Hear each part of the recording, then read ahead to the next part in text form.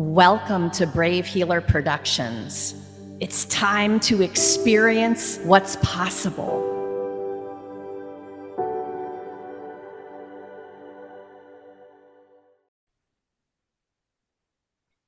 So, what if there's something you haven't learned yet that could change everything? Welcome, everyone. I'm Laura DeFranco, the CEO of Brave Healer Productions, where we are helping the world experience what's possible. And here today to help me with that mission are three of the amazing co-authors of a new book that we have coming out. This one is called Mentorship Mastery, a holistic guide for virtuous leaders.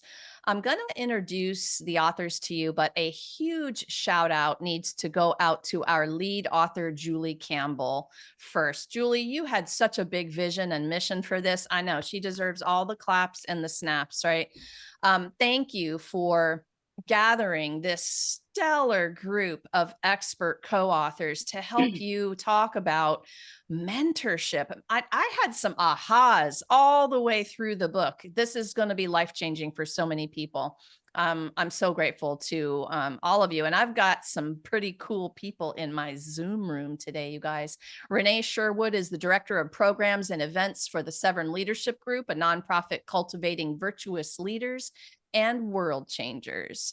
Kathy Nato is an experienced government and not-for-profit leader focusing on helping individuals and organizations define goals and develop plans that enable them to excel.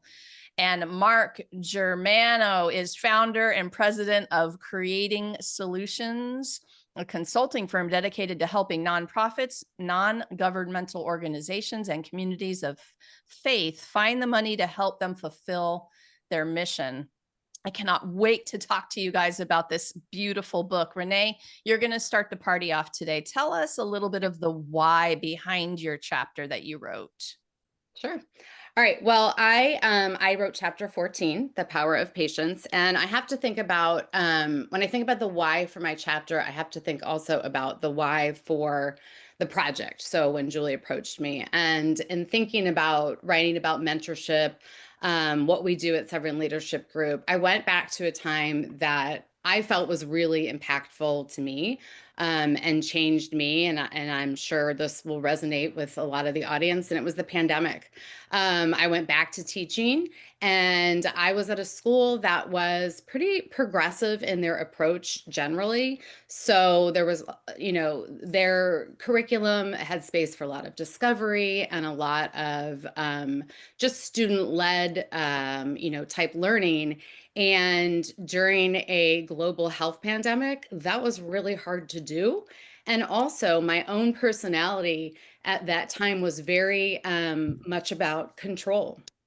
We were in a situation that was, kind of out of control. I write in my chapter that my dad had a pretty high grade cancer diagnosis, brain cancer. And so my way of dealing with all that was, okay, I'm in charge. I'm going to tell everybody what to do and how to do it. And the flip side of that, there was one teacher in particular, but there were several teachers during that time that kept with that exploratory curiosity, approached everything with curiosity. And I was like, what are you doing? We know what's going on here. We know the answers, where in a pandemic, nobody knew what was going on. So for me, it was this very, it just stuck with me, that kind of approach of curiosity and waiting, and maybe I don't have all the answers. And so when I went back to write my chapter, I really reflected on that time and thought, well, that was kind of where that shift came for me. And then years later, when I joined Severn Leadership Group, also that shift continued with, holistic mentoring, leadership being more collaborative. So it all was kind of like part of the journey for me. And so that's really where like the seeds of my chapter came from, was that experience at the school that I taught at, and also, in conjunction with my experience with Severn Leadership Group. So I I love think that sums up my why.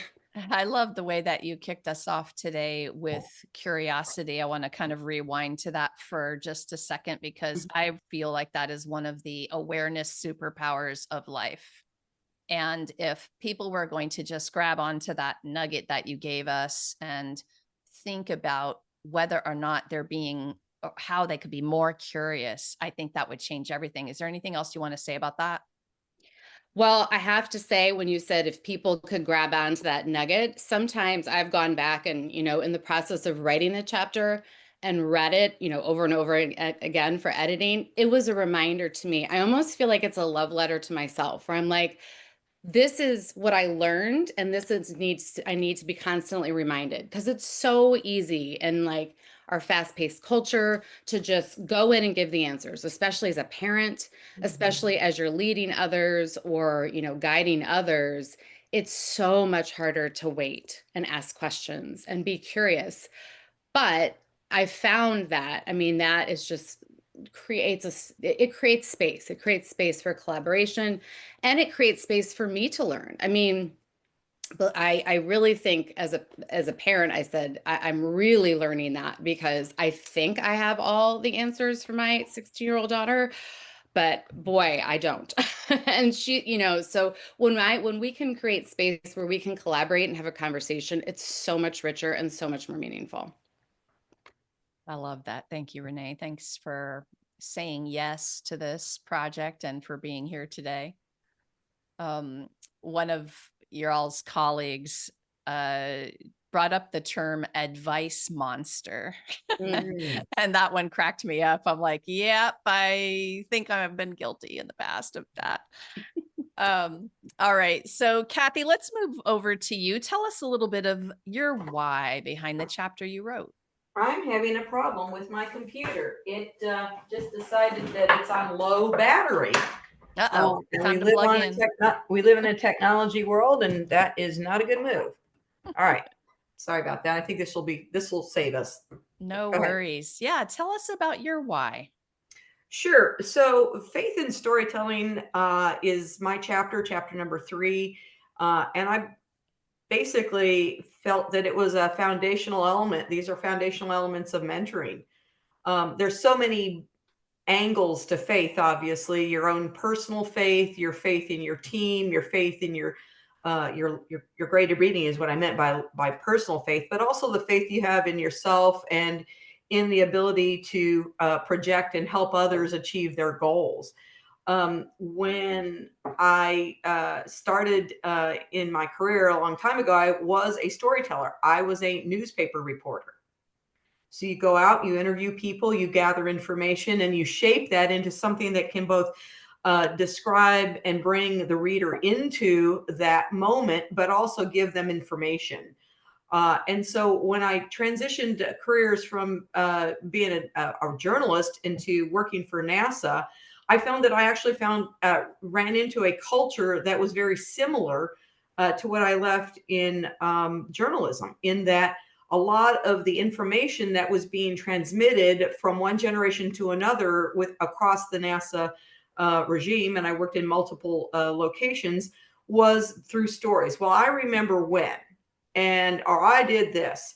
And so it's a way to build relationships between people when you tell stories that are obviously applicable and are pointed, but it's also a way to bring people in and open up the door as a part of a relationship building exercise. I think with regard to mentoring, you cannot be an effective mentor or even an effective mentee unless you are open to learning. So Renee, I really resonated with your elements about being a teacher, because we're both trying to communicate information and get our students or our coworkers or our mentees to learn, but we're also in the same space being a lifelong learner. And so for me, the why with this chapter and this whole book was because I feel like one of my roles now at this point in my life is to continue to provide a service to people, between mentoring students at the Naval Academy all the way up to coworkers at NASA, through active duty members of the military. I've learned so much from all these different folks that I've worked with as a mentor.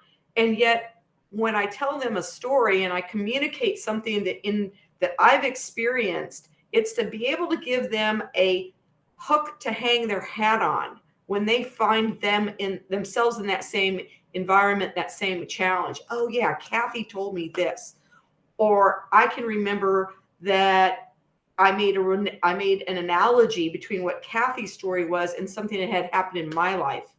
Therefore, I'm able to understand how to move forward more effectively. And that's the bottom line of mentoring, is to help our people, the mentees, the folks that we run across every day in life, look at how they can be more effective in identifying where they want to go and how to measure if they're getting there, and to encourage them to put the work in to achieve their goals. That was my passion. That's why I'm here. It's a big passion, and I'm really enjoying listening to these pieces. I would love to go back to faith in oneself for a minute, because I feel like big moments of my own personal transformation and or even healing were when somebody said something to me that helped me believe in myself. Right. Right? I mean, what do you want people to know about that one thing? It's so huge. Well, so the faith in yourself has to start with a faith in a greater being, because they gave us the tools to be able to be effective members of that faith community that's larger than I am. I think everybody has faced some levels of they failed. They've been cut from a team. They didn't get a job because they didn't feel like they did as good as they could have on an interview. Their project was struggling, and somebody had to step in and prop them up and help them to achieve that project goal. And so all of those elements are certainly experiences where people can lose faith in themselves. And so being able to reset and understand, all right, maybe I'm not going to be really good at filing, but I'm really good at strategizing. So understanding where you are on a continuum that starts out with the bright idea and ends up with the product delivery. Not everybody's going to be good at all of those elements. So if you find yourself in an element along that continuum where you aren't as successful, maybe that's not the right spot for you. So having faith in yourself and that experiential life that we are leading, to go off and try to do something different, and have faith that it's okay if I stumble as I'm learning. One of the elements that I've seen in a lot of different organizations is where leaders pick somebody to produce something, to lead something, and they're struggling. Leaders don't cut them out. Leaders prop them up. Leaders give them the tools to enable them and their teams to be successful. And so that's what I mean when you have to have faith in yourself. Sometimes it's going to be somebody else that has more faith in you than you do, but holding their hands and having that teamwork and that mentorship will really help you achieve whatever it is that your goal is. Kathy, thank you so much for saying yes to this project, for being a part of it. Thank you. Mark, tell us a little bit about your why behind the chapter. Sure. Thanks, Laura, for having me. And it's great to be on with Renee and Kathy and hearing their words and hearing their perspectives. So I wrote chapter 17, The Art of Leadership, Accountability, Responsibility, and Transparency. And the driving factor for me to write that was leaders oftentimes are, I don't want to say exalted, but they're held up like, oh man, look, he did this or she did that, or they got this or they got that. And I wanted to write for this book, what happens when things go wrong? What happens if something goes wrong with you, your team, the company you work for, the organization you work for? And it could be like an internal issue, like maybe something on your team isn't working right or somebody isn't working right. Or it could be a situation where it's a very public event and you have media and you have your neighbors and people in the community you live with like pointing fingers at you like, why are you doing this? And I was involved in a situation in 1992 with the nonprofit organization I worked with at the time, the United Way, where the National Association CEO, chief financial officer, and bookkeeper embezzled quite a bit of money. And it came to light. And it came to light very, very reluctantly. And one of the mentors that I've met through Seven Leadership Group that I have developed a huge amount of respect for has a saying, only two things grow in the dark, mold and deceit. And anytime, and you can see this played out over and over and over again. For example, this is the 20th anniversary of Hurricane Katrina. And if you go back and you look at how the mayor of New Orleans, the governor of Louisiana, the gentleman who was in charge of FEMA, the gentleman who was in charge of Homeland Security, you can see, looking backwards, multiple failures of those team members. There was zero accountability, responsibility, or transparency. And the gentleman who, in my mind, is a hero from Katrina is the 3-star general, Army general, who went into Katrina, who drove personally down to the New Orleans Superdome where 25,000 New Orleanians were living. And after 4 days of no water, no food, no bathroom facilities, he was there before the mayor of New Orleans was there. And it talks that, so I wanted everybody to understand things don't always work well. Another mentor within the 7 leadership group says leadership is messy. It doesn't happen between 9 and 5, or rarely happens between 9 and 5. And accountability, responsibility, transparency, those are very lofty, aspirational words. And times we can kind of get it really complicated and we get all wrapped up in, the theory of accountability, the theory of responsibility, transparency. It's not that complicated. In order to be a good leader, you have to start today and start with yourself. And I know myself, I loved what Renee said about, hey, I'm going to be in charge. I'm going to be, and your comment, Laura, what was it? The advice monster? That was Mark. In 1992, when this story took place, I was large and in charge.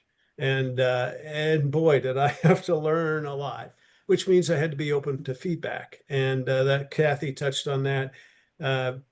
It's tough to take feedback, especially when you're in the middle of a hurricane. But it's also the thing that stuck with you. It stuck with me the most. I mean, that situation occurred 33 years ago, and I still have lessons that I've carried forward all these decades. Mark, thank you for being a part of this project, bringing your wisdom, all 3 of you, bringing your experience to this incredible gift of a book. I'm going to continue to say a little bit of thank you to all 3 of you as we peek at our beautiful cover here for a moment.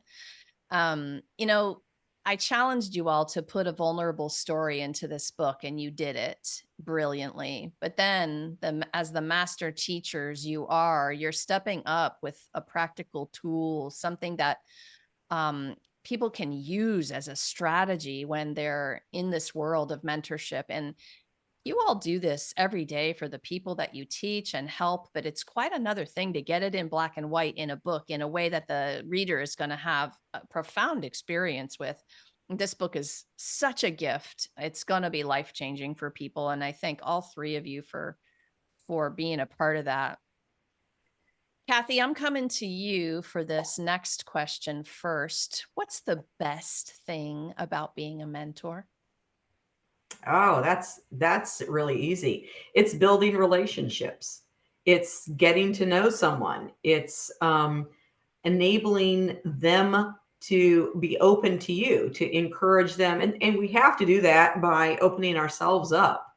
And the best thing for me is to get to know someone and to help them articulate their goals, and then make sure that we have a solid executable plan for getting there. I wrote in the book about one person that had a 20-year plan and it got derailed. And to be honest with you, it got derailed by something other than the pandemic.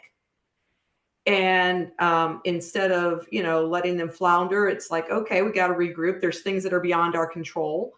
And let's see what you like to do. Let's see where your other passions might be.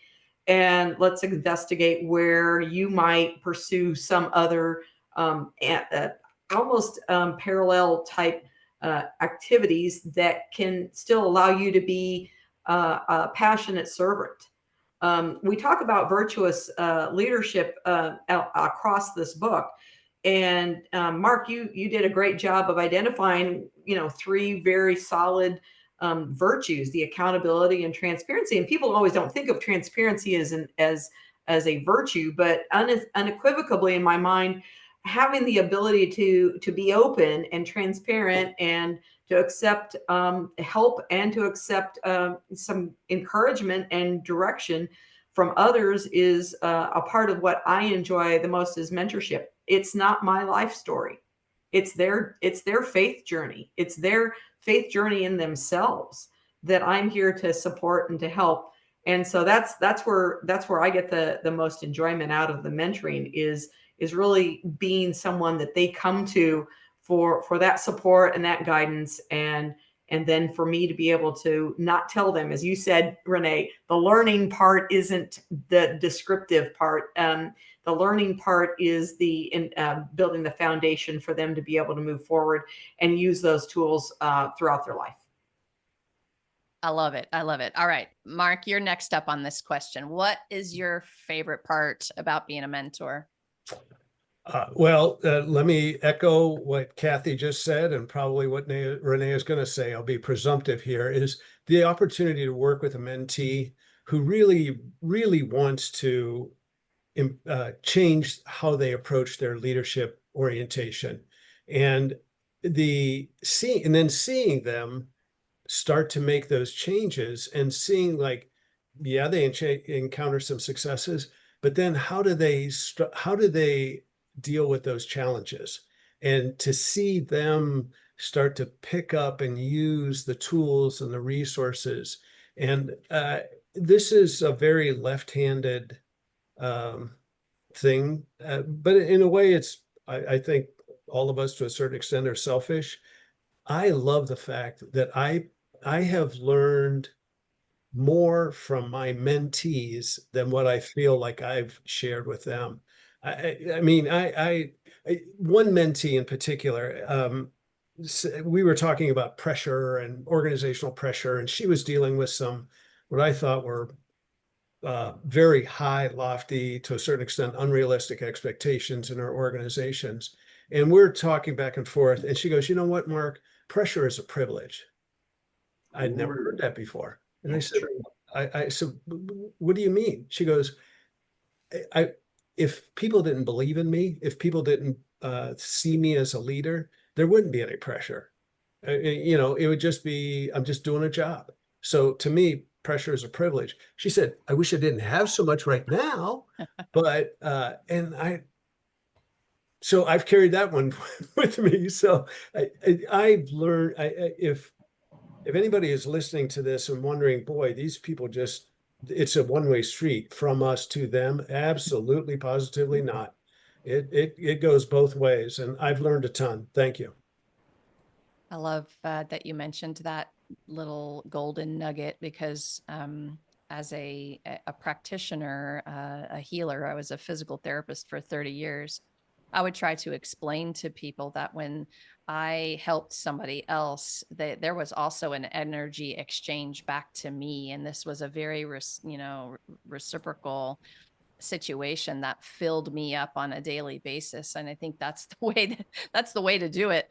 Right. I love that so much. Renee, what's your favorite part of all this? You've been nodding your head to the other two. I know it's hard to go last on these questions.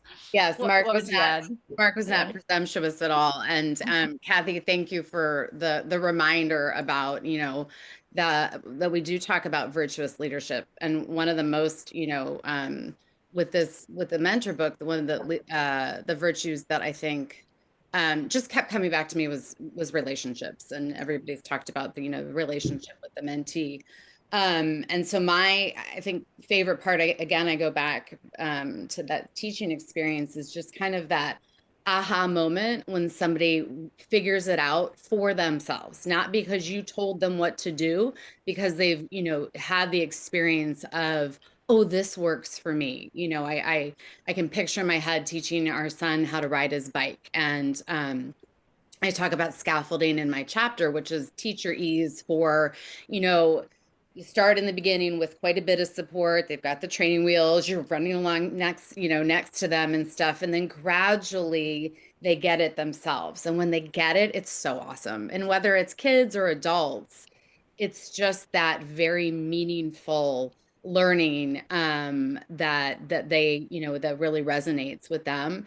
And then I'll also piggyback on what Mark just mentioned about I've learned a lot from people that, that I've had a mentor type relationship with. And that's really that's something really special, I think, about what we do at Sovereign Leadership Group is it is such a collaborative relationship. And Mark, you are not the first and will not be the last person to say you've learned more from your mentees than they have. All our mentors say that because of the way we approach mentoring. So yeah, it's that aha moment. What a gift, right? Okay, so I mentioned earlier that the second parts of your chapters are really where you get to teach, and the three of you, the entire author crew in this book, master teachers, you guys. So I can't wait for them to share a little bit more about this piece specifically. Mark, what do you think is the most important thing you want people to know about that ART of leadership? Thank you, Laura. Great question. And I'll just let me start by saying, when I was asked to write this chapter and I picked this particular subject, I was stunned at how visceral the feelings were that came back to me writing about something that happened over 30 years ago. But the other part of it, which is, okay, what do I do with this situation?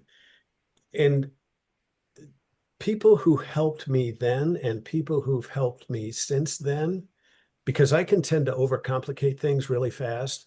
And to me, that, 2 o'clock, 3 o'clock in the morning, when I wake up and that little hamster's running 9,000 miles an hour in my mind, I can get myself wrapped around the axle way too quickly. And so what a lot of people have helped me, and I hope people will get out of this, is slow down, make it simple, simpler, break, and start with yourself. Very simply, start with yourself and just jot down a simple note in a notebook about how you're either accountable, responsible, or transparent that day in your work life, in your personal life. And it could be as simple as, hey, I got my expense report in on time, which I rarely ever achieved. Okay, I'm being accountable, right? Or, I talked to my supervisor about something that's really been bugging me. And that's tough. That's really tough. So if you start very simply and just start in your journal with one day, one thing that you did, and you look at the end of the week, at the end of the month, at the end of the year, if you are consistent and you do that each day, including the weekends, you're going to have 365 different things that you've done to improve your ability to be an artful leader. And when you start to do this consistently, you'll start to notice a pattern over 2, 3 months of the things that you're good at and the things you start to avoid. And those things you start to avoid, that's when you reach out to your friends, to your colleagues, to your mentor. And as for me, and I'll just make an assumption about Kathy, my higher power, my faith, my spirituality, connecting with my higher power, being open, all of those things, just start. Don't put it off. Just start today. One thing, just one thing, and then keep that journal going. Thanks. That's a long answer to a short question. Sorry about that. Well, I'm a journaling fan, so I love that answer. And I'm going to say to anyone who does that homework that Mark just gave you, you'll be writing your book sooner or later if you have that many entries over a year. Like, that's a leadership book, y'all. I love it. I love it. I love it. Okay, Renee, to you, I want to know the most important thing you want people to know about the power of patience. Well, we talked about, and I still, really believe that curiosity is really the approach that works best when you're trying to create meaningful learning. But that's very, be curious, go into it being curious. Like, how do you do that? How do you be patient? And one catchphrase kept coming back to me as I was writing this is, don't be a sage on the stage, be a guide on the side. Well, so to be a guide, I feel like you kind of need a playbook. So my thought would be, come up with curious catchphrases that are meaningful to you. There's a couple that I like.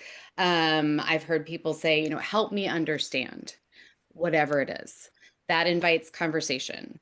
I use this one a lot with my kids and they hate it because because it makes them, they have to think about it for a minute, but like, what's getting in the way of you putting your shoes in the basket? Where do the shoes go? And it's like, well, nothing other than I'm in a hurry.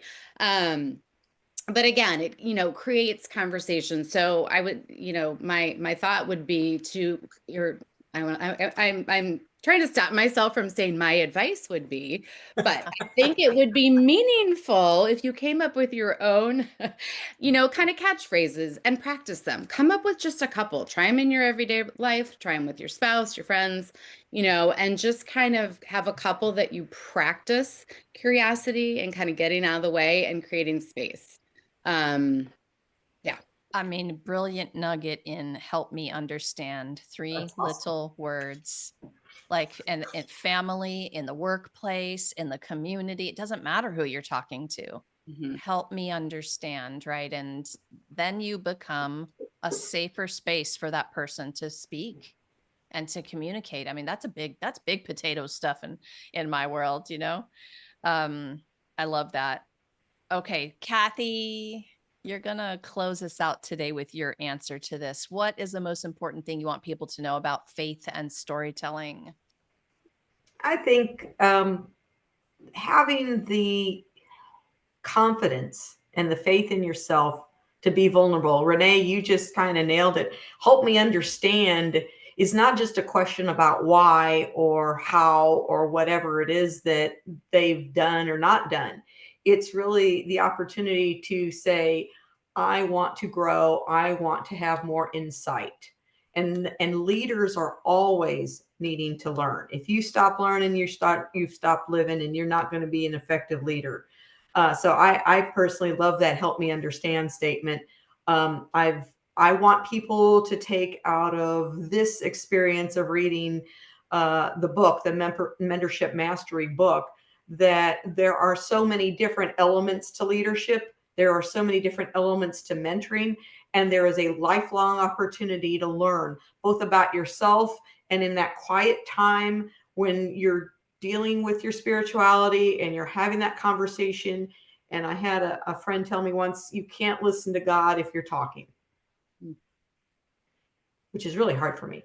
So one of the challenges that I think people have is we are inundated with all this information, and there's 37 million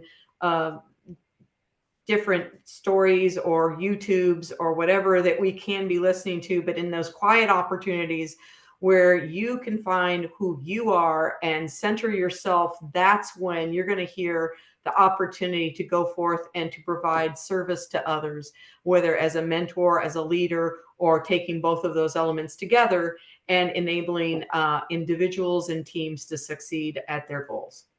And this book will help you with that. It certainly will. One of my biggest lessons in my martial arts journey in achieving and earning a black belt was you figure out not what you know, but what you don't know at that stage of mastery, right? And leaders are lifelong learners. I love that so much. Oh my gosh, you guys, I was writing down these little quotes all the way through this interview. To all three of you, Renee, Kathy, Mark, thank you so much for what you do in the world and for being here today to share with everybody. You guys, this is way more than a book. This is a very generous community. I have all of our authors hooked up down below with their links. Please go reach out, ask a question. Carry on the conversations that we started today, right? And they're there for the reach outs and the support. And of course, our lead author, Julie Campbell, is as well. And this book with a collection of experts is going to be a step forward for you if you need that support. We would love for you to go buy a copy of the book, and the Amazon link is down below for you guys. And lastly, everyone, remember, your words will change the world when you're brave enough to share them. So it is time to be brave. See you next time, everyone. Thanks, authors. Thank you. Laura.